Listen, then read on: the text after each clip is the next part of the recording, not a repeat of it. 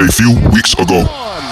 A 121-110 victory in Game 5. And they take out the Golden State Warriors minus Steph and Curry and advance to the conference finals.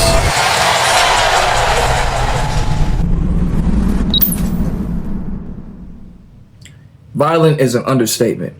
I wasn't in a good headspace. I wasn't able to speak. I was doing things that was just not like myself.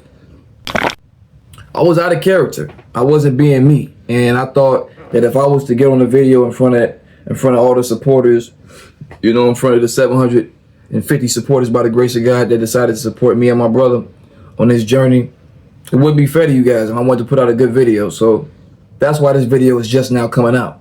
As we all know, the Warriors lost to the Minnesota Timberwolves in a 5-game series with an injured Steph Curry on a hamstring injury. For the people that's been watching this channel, you already know my story. You already know how I'm a big Jimmy Butler supporter and a big Jimmy Butler fan since 2011 when he dunked on Chris Bosh, put balls in his face. Pause. That was crazy. Teabagged that man on national television for everybody to see. You have some quote-unquote GOATs that have had more superstars than any other superstar in the history of superstardom in the NBA. And they call themselves GOATs. But y'all let that slide. But you got a guy like Jimmy Butler who has taken undrafted players. Look at this. Guys that probably wouldn't even be on the first team of a local LA Fitness. Guys that just came from the church league. First Pentecostal. He's taking guys that, you know, were pretty much janitors and Sheen from Jimmy Neutron. Jimmy Butler is the personification of making other players better. Steph Curry, Jimmy Butler, Draymond Green. Those are the 3 superstars. I'm hearing people say things like the Golden State Warriors dynasty is over. The Golden State's run is done, is finished. They're too old. But if we look at history, what about Boston? What about the San Antonio Spurs? Dirk Nowitzki wasn't no super young guy when he won his first championship. It's been done in history where guys that were in their mid to late 30s won championships. And if we're going to crown guys like the guy that y'all love talking about, the guy in LA, number 23, with the Crackerjack championship, why can't Steph, Jimmy, and Dre do it? Anybody at Golden State is listening, which I doubt they are, because I know I only got a few people watching this video by the grace of God, but I appreciate you anyway. But if somebody at Golden State is watching this, send this to the GM, send this to Mike Dunleavy. Right? I remember you, Mike. I remember you from Chicago days. You was like that, bro. You was like that back in Chicago. You made a hell of a trade, but your work is not done. Your work is not finished. On any other team in the NBA, Jonathan Kuminga would easily average 24 to 25 points. Easily. I would propose doing a sign and trade to the Brooklyn Nets, Jonathan Kuminga, Brandon Podzinski, Moses Moody, a first-round pick or second-round pick to the Brooklyn Nets for Cam Johnson, Cam Thomas, Nick Claxton. Those are your problem solved right there, Golden State. You got a athletic, defensive-minded, rebounding center, young body too in Nick Claxton. You have a 3-and-D guy in Cam Johnson who can shoot the ball, he can defend really well, and he's a big enough body. And then you got somebody like Cam Thomas, which solves another one of your problems as a backup point guard.